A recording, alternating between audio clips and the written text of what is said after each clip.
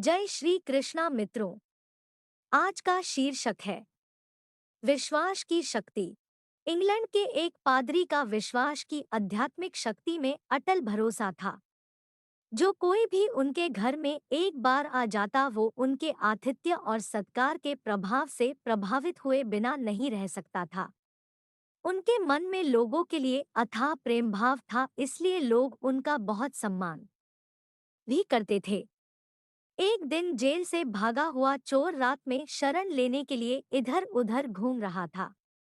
उसने देखा कि पादरी के घर का दरवाजा खुला हुआ है, इसलिए वो उस ओर चला गया और पादरी के घर में प्रवेश कर गया।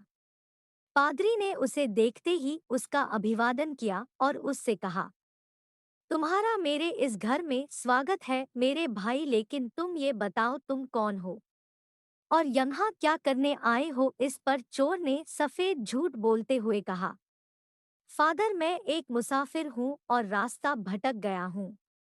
सो इधर उधर भटक रहा था और आपके घर का दरवाजा खुला हुआ देखा तो इस ओर चला आया। क्या मुझे सिर छुपाने के लिए जगह मिल सकती है? मैं सुबह होते ही यहाँ से चला जाऊंगा। पादरी ने उससे कहा, हाँ क्यों नहीं, तुम यहाँ आराम से रह सकते हो और मुझे लगता है तुम बहुत थक गए हो, इसलिए तुम जाकर आराम से हाथ मुंह धो लो। मैं तुम्हारे सोने और खाने का प्रबंध करता हूँ। इस पर चोर पादरी का आभार व्यक्त करते हुए स्नानघर की ओर बढ़ गया और इतने में पादरी ने उसके खाने और सोने की व्यवस्था कर दी।